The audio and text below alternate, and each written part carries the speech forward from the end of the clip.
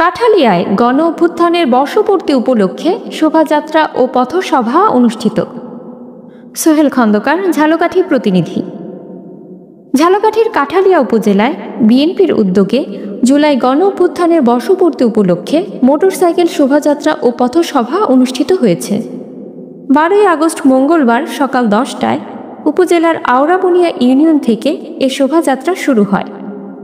পরে শোলজালিয়া, কাঠালিয়া সদর, আমুয়া, পাটিখালঘাটা, চেশ্রীরামপুর হয়ে বিনাপানি বাজারে গিয়ে শেষ হয়।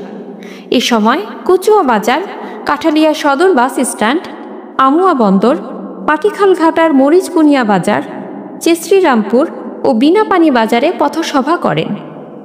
পথসভায় বক্তব্য রাখেন বিএনপির নেতা ব্যারিস্টার মঈন ফিরোজী, ছাত্রদলের কেন্দ্রীয় সাবেক নেতা গোলাম আজম সৈকত, বাংলাদেশ সেনাবাহিনীর অবসরপ্রাপ্ত colonel Mostafizur Rahman, New York দক্ষিণের সভাপতি মোহাম্মদ হাবিবুর রহমান সেলিম রেজা এবং বিএনপি ও সহযোগী সংগঠনের স্থানীয় নেতৃবৃন্দ।